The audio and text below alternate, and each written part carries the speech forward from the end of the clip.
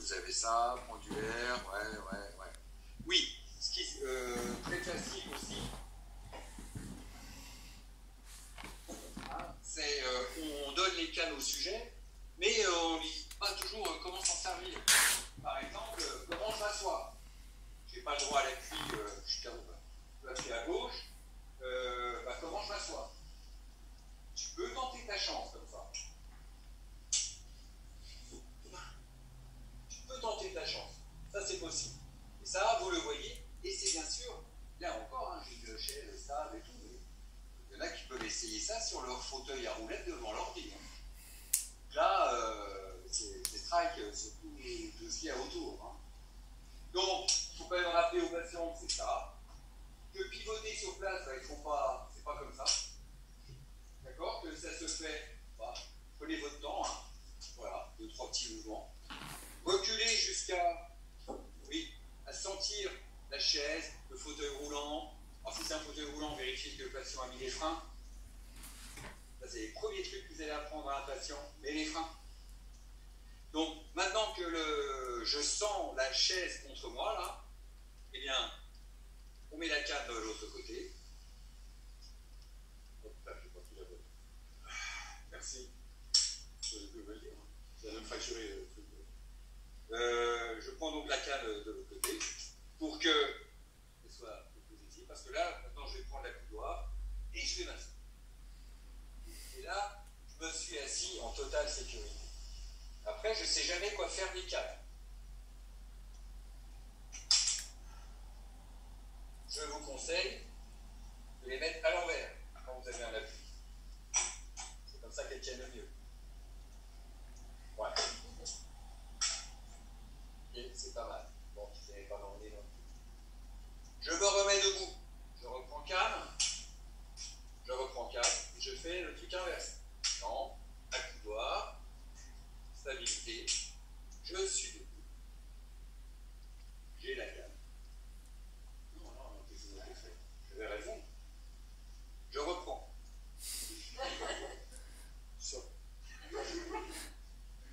Membre inférieur lévé entre la canne et le membre inférieur sain, les protégés. Oui, je me suis trompé. Vous avez enregistré, vous effacez. Donc, là, le membre inférieur est protégé entre la canne et le membre inférieur sain. Je m'assois. Oui, ça me le vend, je sais. Ok. Bien sûr, pour me relever, je fais l'inverse. Hop, tout ça est protégé. C'est, je sais pas, hein, ça c'est essentiel, ça. Ça et ouvrir une porte. Ouvrir une porte. Quand tu arrives devant la porte, tu vois, avec tes cannes, et tu ouvres la porte. Et là, ah merde, elle s'ouvre vers toi. Donc tu peux tenter ta chance. Tu te tiens à la planche et tu fais la manœuvre. C'est là où ça marche ou ça marche pas. Donc il faut anticiper tout ça. Pour ceux qui ont utilisé des cannes, je vous renvoie à votre première tentative d'aller aux toilettes chez vous. La largeur des toilettes, l'espace. Hein, combien chez vous, quand vous rentrez dans les toilettes, des fois tu passes comme ça un peu pour refermer? Oui. Quand tu ne peux pas refermer la porte parce que tu as ta jambe tendue et les cannes, t'es à l'aise? Donc tout ça, c'est des choses qu'il faut savoir. Faut interroger le patient là-dessus. Il faut avoir les informations. T'as des gens qui vont prendre des risques parce que les toilettes, ils ne peuvent pas fermer la porte, je sais pas quoi. Enfin, c'est très compliqué. Donc il faut s'assurer de tout ça quand vous avez des patients. C'est des questions qu'il faut poser chez vous. Est-ce qu'il y a des escaliers? Alors les escaliers. Tout le monde sait utiliser les cannes dans les escaliers, ça va? Là, je ne peux pas trop vous faire la démo. J'ai des escaliers là, mais je peux tenter. Il faudrait que je prenne pas. Non, c'est pas vrai. À moins que.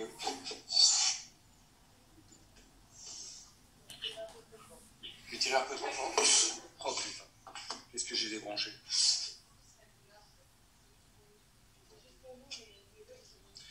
Oui, j'ai perdu le retour vidéo.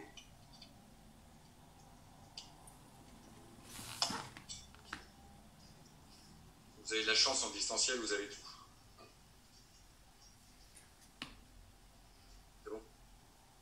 Tout le monde a tout? Je vais essayer de ne pas faire la gaffe 2 fois. Ah oui, c'est parce que c'est le boîtier là.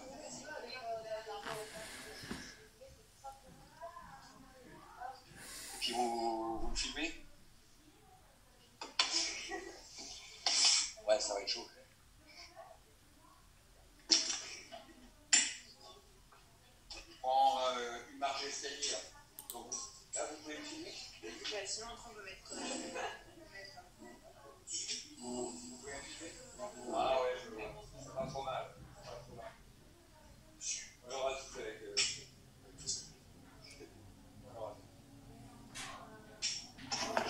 Alors, vous avez tout.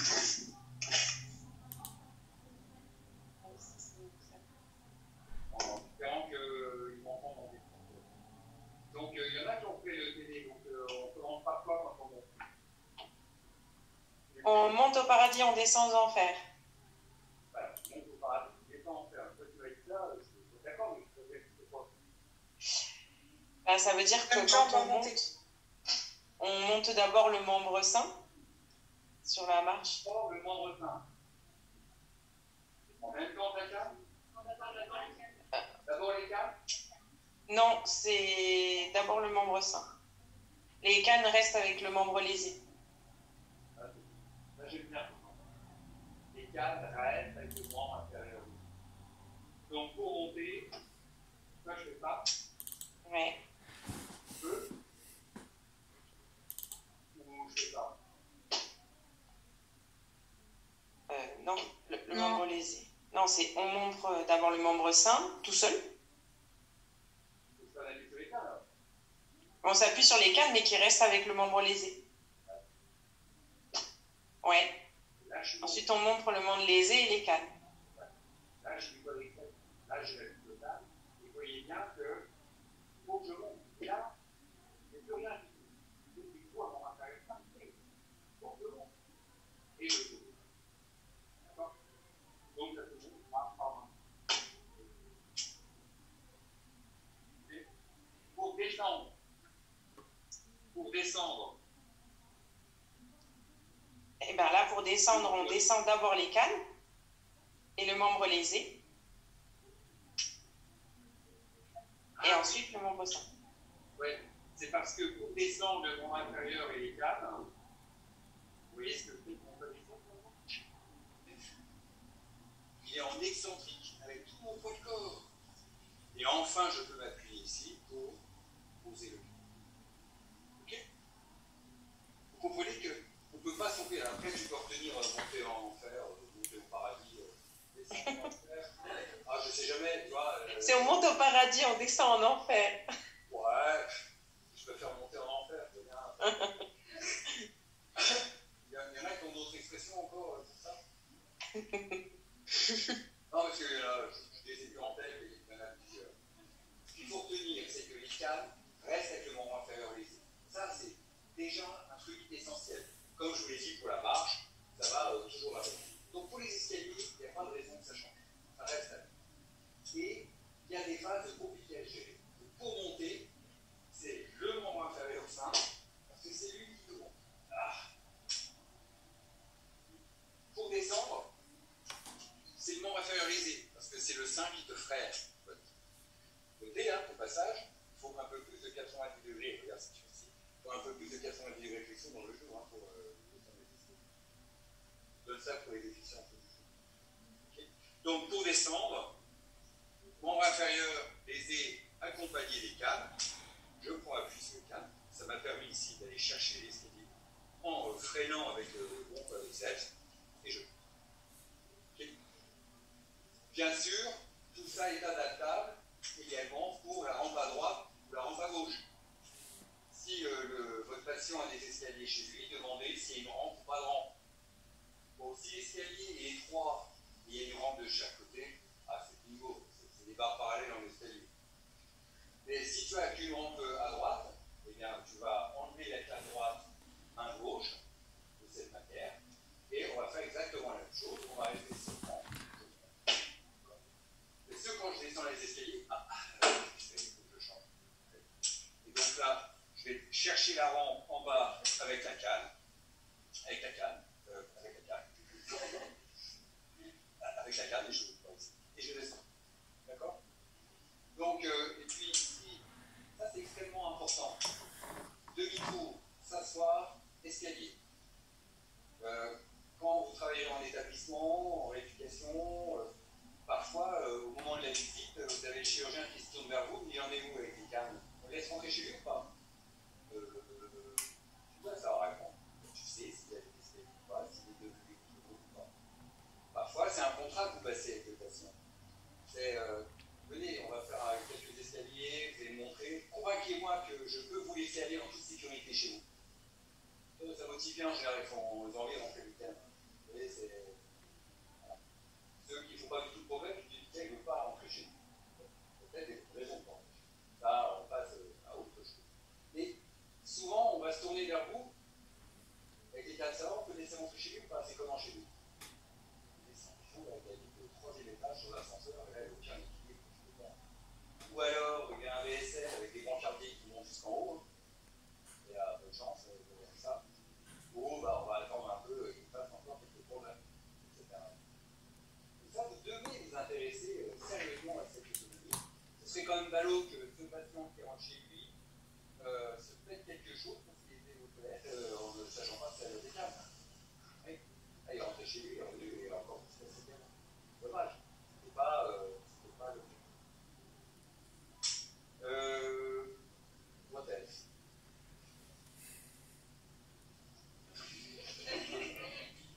Donc, monter, descendre les escaliers, c'est autre chose, c'est pas grave. Des remarques, les distanciers? Quand on est à marche à 4 temps, c'est pareil pour monter les escaliers? Ah, là on a beaucoup moins de problèmes, oui. Pour monter les escaliers, on prend appui, hein. Mais on respecte l'ordre. Et puis oui, dernière solution, le patient n'est pas stable, il rentre chez lui, comment vous ne voulez pas les cannes, qu'est-ce que vous lui proposez comme solution?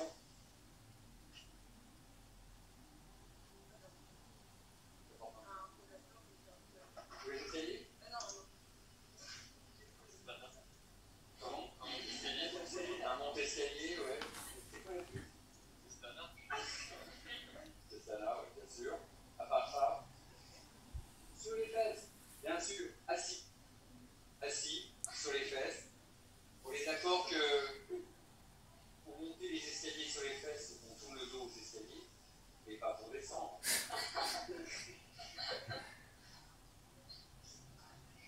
Ok. Mais c'est des solutions qu'ils savent utiliser, je vous assure, sans problème. Mais sous-estimez pas ça. Vous avez des gens qui vont vous dire j'ai une maison plein pied, il n'y a pas d'escalier chez moi. Sauf les petites 3 marches trottoir pour monter sur son perron. Et après, oui, il n'y a plus d'escalier. Pour accéder à sa maison, il y a les 2 petites marches. Donc ça, il faut vraiment bien le tester. Parce que quand vous laissez partir votre patient avec des câbles, c'est pas son servir, vous lui faites courir.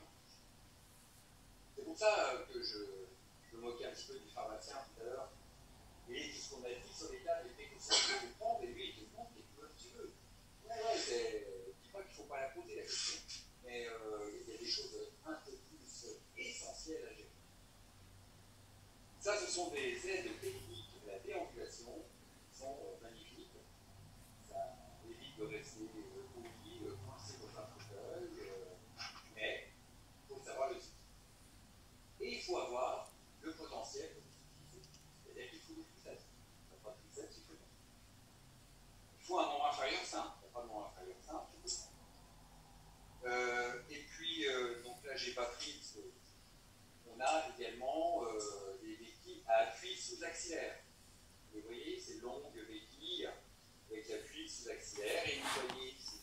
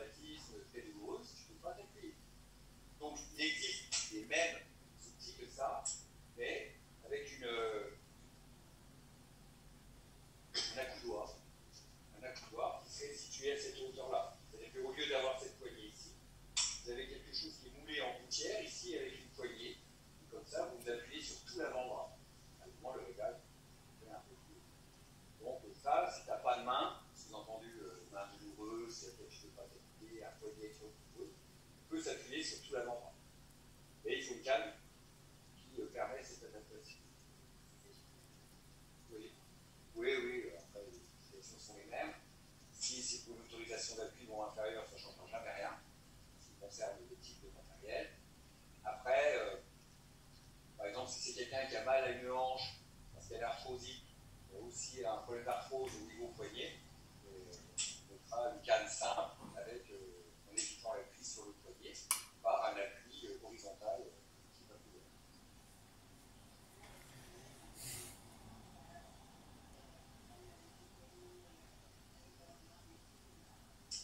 Alors, on a plus de mal à se suspendre, oui, bien sûr.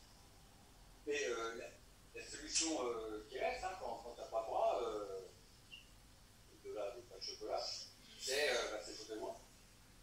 C'est le fauteuil roulant. Et le fauteuil roulant, quand tu n'as pas de bras, il ne faut pas un fauteuil roulant manuel, il faut un fauteuil roulant électrique. Donc il y a toujours moyen de proposer quelque chose.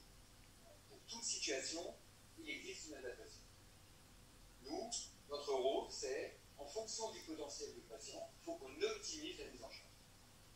Et nous, quand on s'occupe des membres inférieurs, notre finalité, c'est de récupérer la déambulation le plus tôt possible. En termes de consolidation de force musculaire, de reprogrammation neuromusculaire et de récupérer le schéma.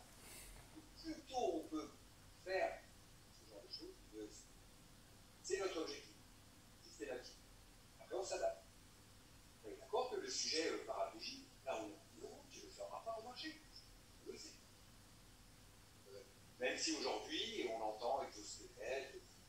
Oui, ça va venir. C'est une fois qu'il va marcher. Donc tout ça, c'est la finalité. Et quand on a des jeunes qui sont atteints de diplégie spastique, que je vous montrais tout à l'heure, eux, c'est depuis la naissance. Là, on comprend bien tout l'enjeu de la kiné, c'est-à-dire que quand vous avez un bébé dans ce type d'atteinte, et que vous savez comment doit croître normalement son squelette en fonction de la mise en charge, etc., ce qu'on appelle le niveau son développement psychomoteur, eh bien, si on connaît le déroulement normal du développement psychomoteur, face à un patient qui ne peut pas faire ses déficiences faire normalement, on va essayer de suppléer par tous les moyens pour qu'il ait le meilleur développement psychomoteur. Un gamin qui ne peut pas marcher, qui ne pourra jamais marcher, il faut que tu lui trouves un moyen de déambulation, de locomotion. Ça va aller de la voiture à pédale, au tricycle, je ne sais pas quoi, n'importe. Mais un tout petit de 1-2 ans, quand il se déplace, vous n'en souvenez pas. Mais vous avez fait des acquisitions de distance qui vous permettent de vous orienter sur le plan spatio-temporel, d'avoir des références en termes de côté, hauteur, etc. C'est parce que vous avez fait tous ces apprentissages-là que aujourd'hui vous êtes un peu prenant. Si on t'avait interdit de marcher à ta naissance jusqu'à maintenant, il y a beaucoup de choses que tu n'aurais pas développées parce que tu ne peux pas. Donc on voit bien, par exemple, quand on a affaire à un adulte traumatisé, il a fait ses acquisitions. Mais quand on s'occupe d'enfants, il faut s'assurer que certaines acquisitions étaient faites, pour lui donner les moyens de les faire. Et là, on est à l'essence même du rôle de kiné, qui est d'anticiper tout ce qui ne devrait pas se produire, ou tout ce qui pourrait se produire en fait. Donc il faut analyser la marche, analyser les boiteries, et comment on peut les limiter, et pourquoi je veux les limiter. Je sais que ça peut être délétère pour expliquer l'artiste. Ok. Bien. Je regarde ce qu'il nous reste. Merci aux zoomeuses. Oui, on termine là-dessus, là pour 2 minutes, parce que vous êtes censés connaître. Je vous disais tout à l'heure, on peut vous demander, mais finalement, on peut les supprimer les cannes ou pas? Parce qu'à un moment, tu as les cannes, mais quand est-ce qu'on les enlève? On les enlève quand le patient a l'appui total, hein, c'est la première règle, et si le schéma de marche nous semble correct. Et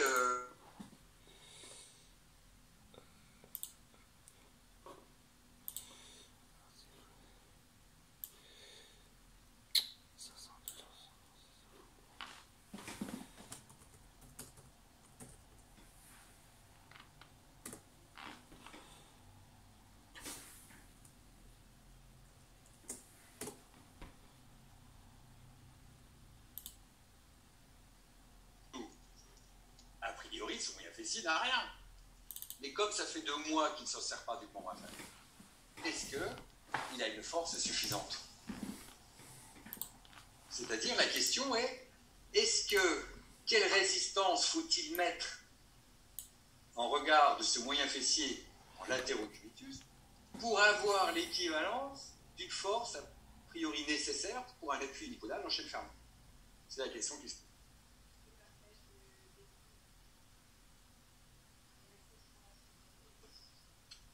Ah, et là, si je reviens en arrière pour trouver la même, et là, il n'y a rien qui bouge là? Pourquoi? Ah, oui, c'est normal, je l'ai supprimé.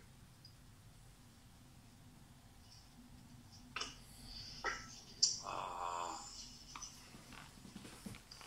Donc, je reprends. Je refais partage d'écran. Je remets ça. Je partage l'écran. Je me mets en plein écran. Ok. Donc j'en étais là, quelle charge faut-il mettre? Parce que vous l'avez vu, hein, c'est le test de Van Voren. Donc on sait le faire. Ça s'appuie sur Powell. Hein. Powell, on nous dit qu'en unipodal, le moyen fessier doit développer une force égale à peu près à 3 fois le poids du corps. Hein. Même si vous ne dites pas tout à fait 3 fois. On part, vous changez P parce que vous voulez, d'accord? Le raisonnement, c'est la force des adducteurs, c'est 3P. Donc, l'idée, là, c'est le poids du membre inférieur. Vous voyez, ici, c'est 1/6 du poids du corps. Un membre inférieur, on dit, son poids, c'est 1/6 du poids du corps. Et si je mets la charge à l'extrémité distale du fémur, on considère que ça fait 9 fois la longueur du col fémoral. La diaphyse fémorale, c'est 9 fois le col fémoral. Voilà. À partir de là, vous remplacez tout ça dans la formule. Et vous voyez que la charge que l'on doit placer en regard de l'extrémité distale du fémur, c'est 1/6 du poids du corps. Si le sujet est capable de tenir ce poids dans cette position, latérocubitus sur le coude, pour mettre en insuffisance active le carré des lombes et éviter la compensation d'élévation de l'élévation latérale, et qu'il est capable de tenir cette position parfaitement horizontale pendant quelques secondes, peut penser que ce moyen fessier a une force suffisante pour tenir le sujet en appui unipodal en chaîne fermée. Sauf que, ça c'est la théorie, dans la pratique, il peut être extrêmement puissant, ce moyen fessier. Tiens, si on était en EFM, on le coterait à 18, tu vois le truc? Voilà. Pourtant, quand je le regarde marcher, il a une petite boiterie. À quoi vais-je attribuer cette boiterie?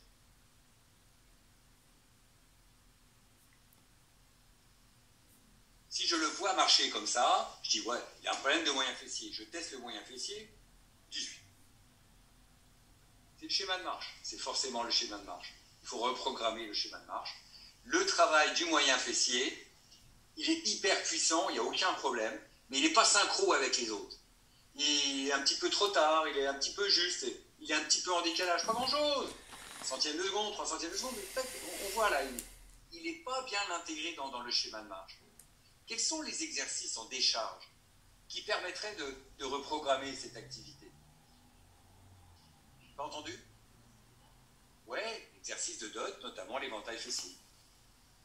Donc, si tu fais tonification analytique, c'est bien, mais toujours, tu essaies d'intégrer le gain analytique dans le travail global pour entretenir le schéma de main. Comme ça, quand le sujet a le droit à l'appui, on va aller vers la suppression des cannes, on limite le risque de boiterie, ou s'il y en a une, on va la limiter dans le temps parce qu'il aura déjà bien progressé. Et puis, vous avez le test de Rabeux et Michaud. Donc, Rabeux et Michaud, ils ont dit, c'est bien, Van Voren, c'était sympa, mais la longueur du fémur, pour beaucoup de sujets, qui est, par exemple, qui est obèse au niveau du tronc, un peu moins au niveau membre inférieur, ton poids de corps, ça ne tient pas trop la route. Donc, nous, on a réfléchi, on se dit, on va plutôt se dire que la longueur du membre inférieur est plutôt proportionnelle à la taille et au poids du sujet. Et donc, ils ont augmenté le bras de levier en plaçant la résistance au niveau de la cheville. Et là, Van Voren, il a dit, tu rigoles, mais là, s'il a le genou pété, tu ne mettras jamais la résistance au bout de la cheville. C'est pas faux. Donc, attention pour ce test. Il faut le faire avec un genou qui soit intègre. Et donc, eux, ils ont dit, ils ont pris toute une population, ils ont testé, ils ont regardé les corrélations et ils ont mis des abacs. Donc, quand vous voulez utiliser le test de Rabeux-Michaud, en fait, vous ne pouvez l'utiliser que si vous avez ce tableau. Sinon, tu ne peux pas l'utiliser. C'est-à-dire que tu vas regarder un sujet, bah, tu fais combien 1m70, tu pèses combien 65 kg. Eh bien, au niveau de la cheville, il faut te mettre 4 kg 480. Si tu n'as pas les abacs sous les yeux, tu ne peux pas utiliser Rabeux-Michaud. Ces abacs, elles sont dans le top 1 du Flammarion. Les bouquins Flammarion, qui sont les exercices de kinésithérapie. Il faudrait qu'on vous les donne. Donc attention, hein, Rabeux et Michaud, le genou, là, avec une charge en distale, on interpose une articulation. Attention.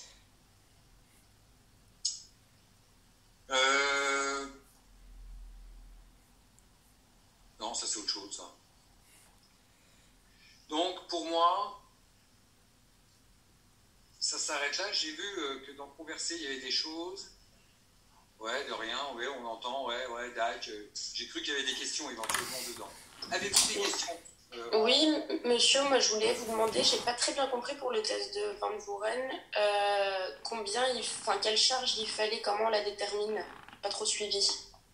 Van Voren, 1/6 du poids du corps. Ok, merci. Rabeux et Michaud, il faut le tableau, il faut la taille et le poids du bassin. Van Voren, ça se place au-dessus de genoux. Rabeux et Michaud, ça se place au niveau de la cheville. Autre question? Et on n'a pas des tests pour d'autres groupes musculaires, par exemple le quadriceps? Alors, pour le quadriceps, on a le NFM. Ça, c'est le premier test. Oui. Alors, un test pour faire quoi? Eh ben, pour voir si, par exemple, le quadriceps est suffisamment résistant pour le verrouillage du genou. Alors que je suis en décharge, c'est ça? Oui, du coup, pour passer à la charge. Oui. Le quadriceps, si vous avez un côté sain, vous l'évaluerez quantitativement par rapport au côté sain. Oui. Par contre, je ne peux pas vous proposer quelque chose comme, je ne sais pas moi, cotation 3, il peut marcher normalement. Je sais très bien que cotation 3, il ne peut pas marcher normalement. Car la cotation 3, c'est passable et ça ne verrouille pas le genou de manière performante. Après, on va dire 4 ou 5, donc on est dans le subjectif. D'accord. Et je ne peux pas vous donner, je ne connais pas d'intensité ou de poids maximal ou minimal que devrait soulever un quadriceps par rapport au poids de corps du sujet, par exemple, pour dire tu peux marcher. D'accord, donc ça a été fait vraiment qu'avec le moyen fessier. Oui, c'est moyen fessier parce que stabilisateur latéral de hanche, fondamental pour la déambulation. D'accord. Et vous avez raison, le quadriceps est fondamental également à la déambulation pour le verrouillage du genou. Donc, par exemple, je n'ai pas la notion de le quadriceps du côté lésé doit avoir au moins 60% de la force du quadriceps du côté sain pour avoir un verrouillage correct en actif. Notez qu'en creusant, ça pourrait devenir moi. Je ne sais pas. Pourquoi pas. Mais bon, le verrouillage du genou, c'est un peu plus compliqué à contrôler, mais c'est là où ça devient vraiment une question de mémoire. Parce qu'il y a d'autres facteurs de verrouillage du genou. Il y a des compensations à la marche qui peuvent nous permettre de déambuler sans quadriceps. Mais ça peut être intéressant. Bien, donc ce qu'il faut retenir, la mise en charge, elle est systématiquement recherchée car nous sommes faits pour vivre debout sous l'action de la pesanteur. À partir du moment où vous êtes en décubitus prolongé, ça devient grave. Il faut être en décubitus prolongé quelques heures, ça s'appelle la nuit et dormir, c'est normal. Un quart d'heure l'après-midi, ça s'appelle sieste, il n'y a aucun souci. Un mois de décubitus strict, ça commence à se compliquer très sérieusement. Et plus vous êtes âgé, plus c'est compliqué. Donc, c'est des choses qu'on essaye d'éviter au maximum. S'il faut tout récupérer, le top, c'est récupérer la marche et la pousse. Après, il y a tout ce qu'on fera en fonction des possibilités dont dispose le patient. Et peut-être que la verticalisation, ça consistera à mettre assis quelqu'un dans un siège baquet, dans un fauteuil roulant électrique. Car il sera au moins en charge au niveau de son tronc, au niveau de ses membres supérieurs, et la conduite fauteuil roulant le rendra autonome, en milieu adapté évidemment, et il aura son autonomie, avec des tierces personnes pour les transferts et autres, certainement, mais c'est le minimum que tu puisses proposer, c'est ça. Après, tu recours comme un lapin, hein. Ça, soit tu as affaire à un jeune sportif qui a envie de courir, soit tu as une quadriplégie spastique, et ce ne sera jamais ça l'objectif. L'objectif, ce sera d'avoir le meilleur développement possible, en étant en contrainte sous la pesanteur, et en donnant le plus possible d'autonomie au déplacement, à la déambulation, ou au déplacement si c'est du fauteuil. Plus classiquement, en ce qui concerne les membres inférieurs, vous avez la remise en charge progressive en fonction de l'autorisation d'appui. Et vous avez compris que cette autorisation d'appui sur le plan squelettique, elle est le plus couramment proposée par le chirurgien. C'est le seul qui peut être précis. Ça ne vous dispense pas de connaître les temps moyens de consolidation normaux pour la majorité des gens. C'est-à-dire, un os long du membre inférieur, c'est 2 à 3 mois. Le membre supérieur, c'est 6 semaines à 2 mois. Ça, vous devez le savoir. Vous ne pourrez pas vous réfugier toujours derrière l'avis du chirurgien. Il y a des patients que vous aurez consultation chirurgicale, il n'y a pas eu de consigne, le patient ne se souvient même pas de ce qu'il a dit, il s'en fout, enfin, etc. Donc, vous êtes obligé de vous appuyer à un moment quand même sur des valeurs moyennes que vous devez connaître. Vous devez connaître les temps de consolidation osseux. Vous devez connaître les objectifs d'un montage chirurgical. Le montage chirurgical, c'est redonner de la continuité anatomique et de la stabilité. Parfois, vous avez des montages chirurgicaux qui sont parfaits. Ça veut dire quoi? Reconstruction anatomique parfaite, stabilisation parfaite. Tu peux imaginer avoir l'appui total le lendemain, dans l'heure qui suit l'intervention. Aujourd'hui, on pose des prothèses de hanche mini-invasives où on t'opère à 10 heures, tu rentres à midi en marchant. Bon. Pour autant, aujourd'hui, on pose aussi des prothèses de hanche avec des voies d'abord postéro-latérales qui vont nécessiter une mise en décharge sur plusieurs semaines avec des précautions pour éviter les luxations de hanche. Tout va dépendre du sujet, de l'état osseux trouvé par le chirurgien, de ce qu'il a pu poser, de ses compétences à lui, des compétences du patient.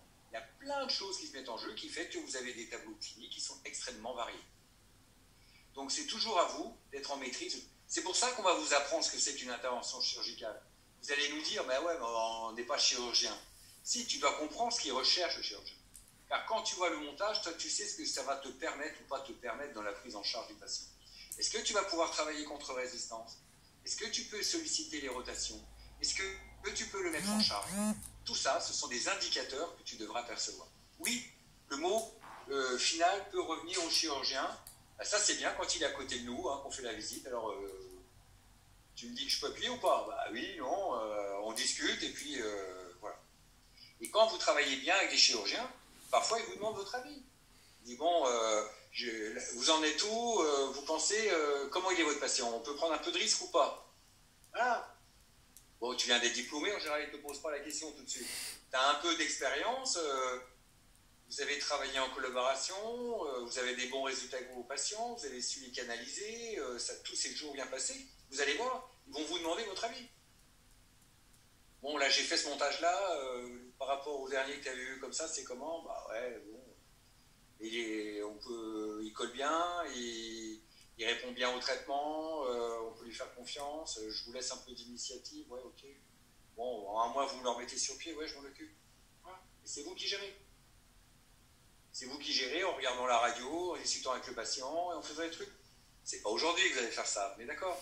Mais c'est des objectifs à atteindre. Donc, s'intéresser aux interventions chirurgicales, c'est pas pour être chirurgien. C'est pour comprendre comment ça tient et qu'est-ce que je peux me permettre avec. vous ne pouvez pas toujours vous réfugier derrière « Ah bah oui, mais on ne m'a pas dit ». Si on demande dans l'évolution de notre profession la prise en charge en première intention des patients, ça veut dire qu'il faut maîtriser tous ces sujets. Bon voilà, 18h05, c'est raté, pour respecter l'horaire. Oui, il y en a qui vont quitter à l'heure, c'est bien. Je vais quitter également. S'il n'y a plus de questions, je vous souhaite une bonne fin de journée, bonne soirée. Merci. Bonne soirée. Merci, Bonne merci. soirée. Au revoir. Merci, au revoir.